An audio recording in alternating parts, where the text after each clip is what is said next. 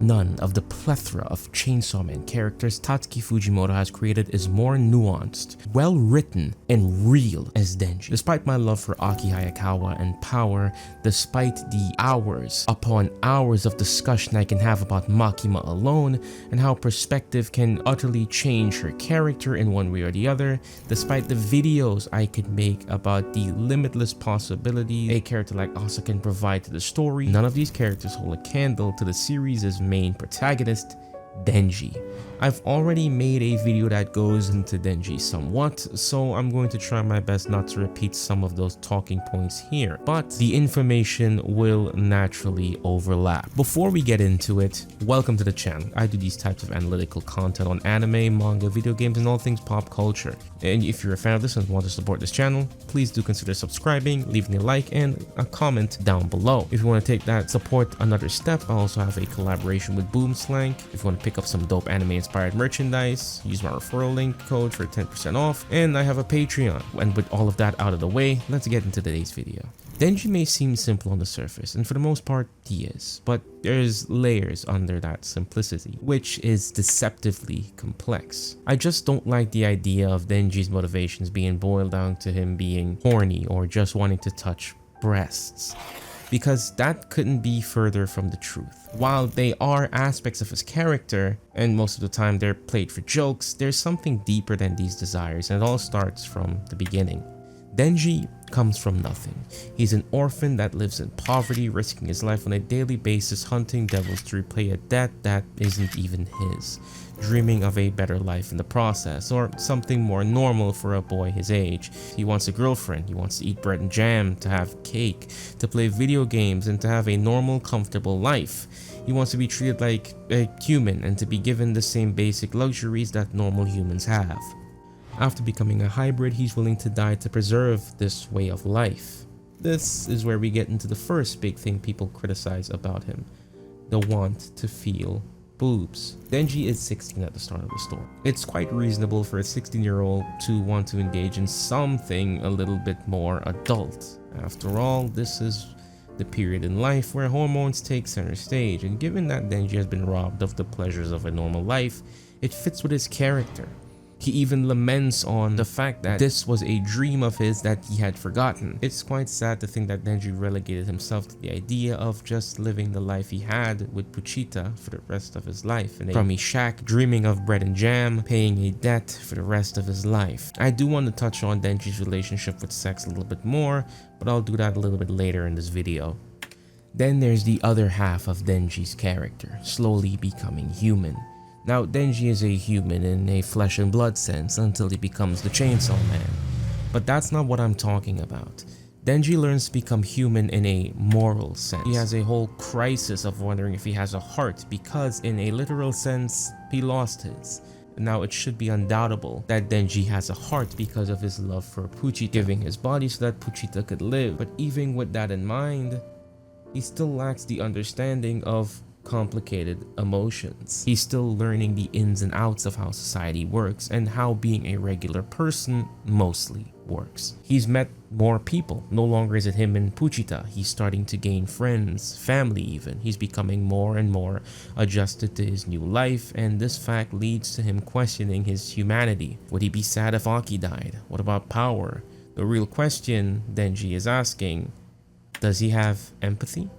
Denji is a social outcast, and with the exception of Puchita, his life has been surrounded by misfortune and danger, taking up the life of a devil hunter at a young age, putting his life at risk just so he's able to see another day. That's why he questions his empathy, because while the people in his day-to-day life don't necessarily treat him the best, there's nuances to the way they act, and Denji isn't an idiot. He can understand Aki's hate for devils. He can sympathize with Power's love for Maui. At first, he's under the impression he and Power could never be friends. He's not going to feel anything if anyone dies, but That's not true. He forms an unforgettable bond with Power and Aki. He makes more friends than he could count, and he's constantly put the needs of others before himself as the story goes along. That's why I think Denji is such an interesting and multi-layered character. He has introspection. The moments where he talks to himself and questions the world around him when he's watching movies with Makima, or wondering if there was another way to deal with Aki transforming into the gun fiend. One of his strongest assets is his will to continue fighting. Chainsaw Man Part 2 has opened up new doors for Denji as Fujimoto expands on what he's already written in Part 1. The fact that Denji deals with grief by ignoring it could be seen as not healthy, and to an extent it isn't. But the way I see it, Denji's trauma has been used against him to mentally break him and make him easy to manipulate. I see this as Denji taking a mental precaution, so something like that would never happen again, especially with the Falling Devil. He can't afford to lose himself again for Nayuta's sake. Another aspect of Denji I find interesting but I see being criticized is something that I spoke briefly on earlier, his obsession with sex. I think it's deeper than just the surface level though. Every single romantic or sexual experience for Denji has been tainted, and we see him learn from that. His first kiss, someone vomited in his mouth. He's taken note of that and closes his mouth when Yoru makes advances on him. The first time he touched boobs, they were pads. Sex is his last bastion. And I know in today's society sex isn't treated nearly as it was back in the day, being seen as a sacred act that's performed by two people who love each other. Another step within a relationship that's a level of intimacy surpassing most things. Sex is just the top layer. But if we look deeper, Denji is just a young man that wants and needs physical intimacy.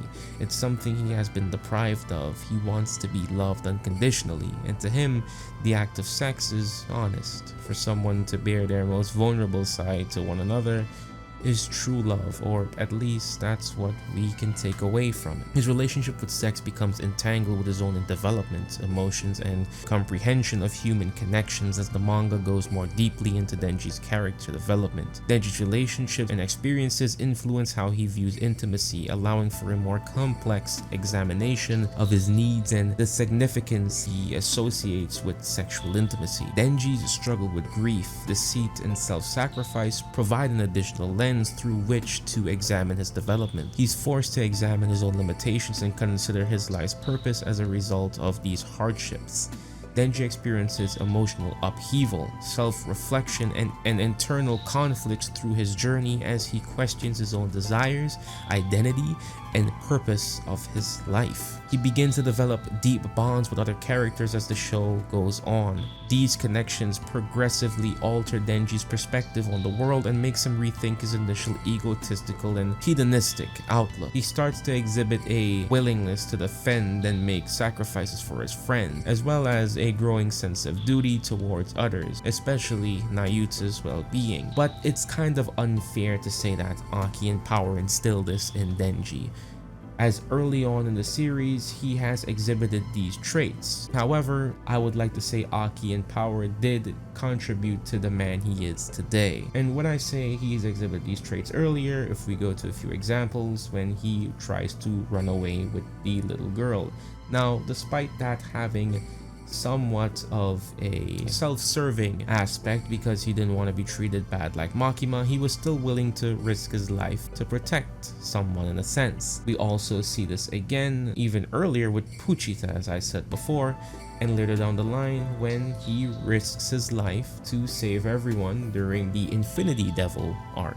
Denji's transformation into a person who understands the value of compassion, sacrifice, and personal growth in Chainsaw Man is characterized by a change from a self-serving and rather impetuous person. What I find even more interesting, and something that Chainsaw Man Part 2 is going to touch upon, is Denji's idea of being a hero and what that means. Denji initially identifies himself as a hero because he wants a comfortable existence. And when I say hero, I don't mean in the typical sense, because Denji doesn't call himself a hero, but he is a savior, whether he likes it or not. As it stands, Denji's ego can be seen in his need for admiration and recognition.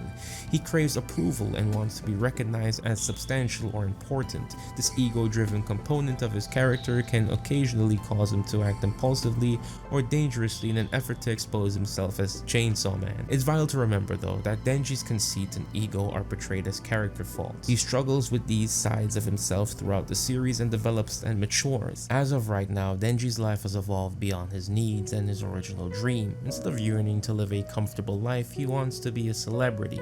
Now that he's been placed in a precarious situation, he is being forced to reconsider his previous perspective and be grateful for everything that's in front of him and everything he has already been able to achieve.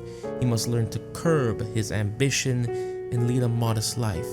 I think Denji's character is moving in a direction of self-love. Denji needs to develop self-love and grow into the rock he so desperately needs. This is not to say Denji doesn't love himself, but he desires gratitude from others more than simply finding that gratification inward, and I think that's what Chainsaw Man Part 2 is going to tackle with Denji's character moving forward. I also do love the way that it takes Denji's character. He's always one step ahead. Like when Fumiko gropes him and offers sex, Denji already knows that it's a trap and he's on guard. It also shows how sharp of a fighter he is without relying on Chainsaw Man, but that's besides the point. I hope today I was able to bring a new perspective on Denji, or maybe I'm just regurgitating things you already knew. Either way, thank you for taking the time to listen to everything I had to say, and thank you for 10,000 subscribers. If you want to support the channel another step, consider becoming a channel member or subscribe to the Patreon. I would love to get to 20k by the end of the year if possible. This is Grimtoki, this has been Beyond Animation, and I'll see you in the next one. Peace.